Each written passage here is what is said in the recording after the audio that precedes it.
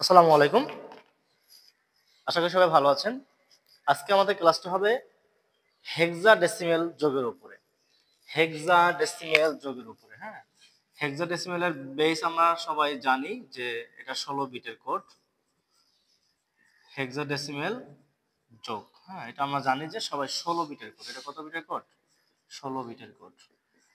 অর্থাৎ আমরা যখন ডেসিমেল করেছি তখন যদি 10 এর বেশি হয়ে যেত তাহলে আমি 10 বিয়োগ করে যা হতো সেটা বসাইতাম। যদি 10 যোগ করে 10 হতো তাহলে শূন্য বসাইতাম, মানে 10 বিয়োগ করলে শূন্য। তো শূন্য বসাইতাম, হাতে 1 রাখতাম।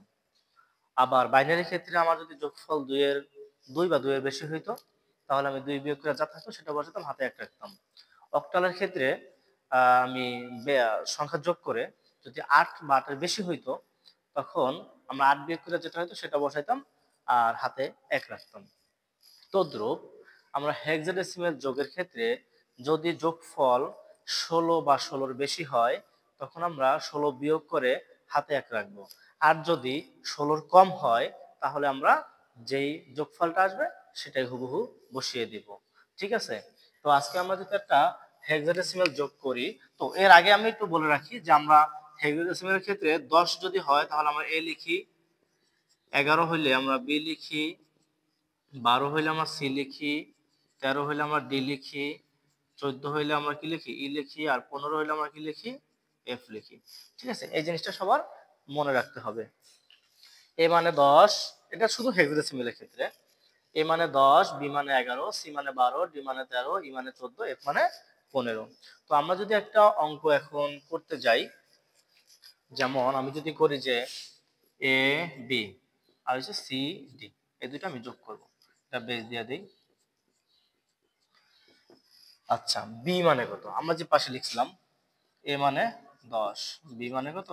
11, সি মানে 12, ডি মানে 13, ই মানে 14, এফ মানে 15। আচ্ছা, এটা লিখে রাখি পাশে। তাহলে এখানে আমার বি মানে কত? 11, ডি মানে কত? 13। তাহলে 11 আর 13 কত হয়? আমরা দশমিক যোগটা করব। 11 আর 13, ঠিক আছে? 3 আর 1 4, 2 2। তাহলে এখান থেকে আমি বিয়োগ দেবো কত? 16। 16 থেকে বিয়োগ দিলে কত থাকে? 8 থাকে।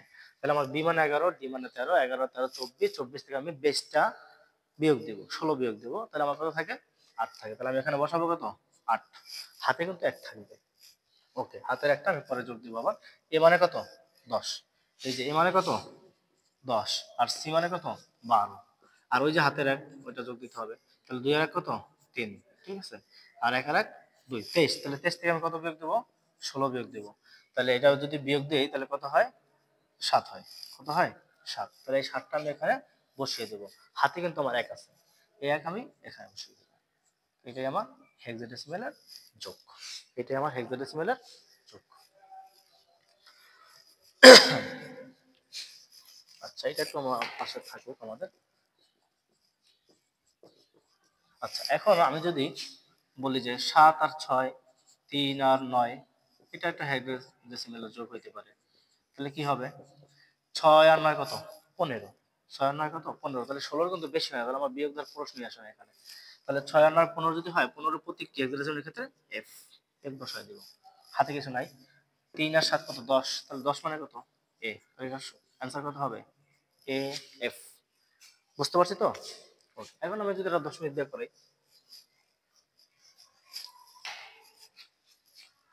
দশমিক দিয়ে যদি করাই A2 3, তারপরে এফ সি, এখানে যদি আমি যে 8 7, তারপরে যদি দেই এ, আর যদি দেই যে 1, ঠিক আছে? এটা একটা যদি যোগ হইতে পারে, হেক্সাডেসিমাল যোগ। তো আমার প্রথম কাজ কি? সি। সি মানে কত? 12। 12 আর 1 কত? 13। 13 মানে কত? ডি। তাহলে আমি বসাবো কত? ডি। আশা করি বুঝতে পারছি। এফ মানে কত? 15। এফ আর হচ্ছে গিয়ে এ 10 25, ঠিক আছে? এফ 15, এ 10, তাহলে 25। 25 থেকে আমি কত বিয়োগ দেবো? 16 বিয়োগ দেবো। 16 বিয়োগ দিলে কত থাকে? 9 থাকে। 9টা আমি এখানে বসাবো। হাতে কিন্তু 1 থাকে। এই একটা আমার দশমিকের পরের সংখ্যার সাথে যুক্ত হবে, আর দশমিক যেখানে আছে আমার সেখানেই হবে। ওকে? তাহলে 8, 7 আর 1 8, হাতের 1, 7 আর 1 8, 8 আর 3 কত? 11। 11 মানে কত? বি। তাহলে আমি বসাবো কি? বি। তাহলে এখানে আবার কত? হাতে কিন্তু কিছু নাই, কারণ আমার 16 বেশি হয় নাই। 2 আর কত 10, 10 মানে কত এ। ওকে, আর এখানে তো আমার কিছু নাই, আর তাহলে এর এ বসে যাবে। তাহলে এটাই আমার যে হেক্সাডেসিমেলের যোগ, দশমিক সহ যদি থাকে। তো অনেক সহজ লাগছে হয়তো বা, অঙ্কটা আসলে সহজ, সহজ লাগারই কথা। তো আশা করি সবাই পারবেন। ঠিক আছে, তো আজকে হেক্সাডেসিমেল যোগ পর্যন্ত শেষ করলাম। সবাই ভালো থাকবেন। আসসালামু আলাইকুম।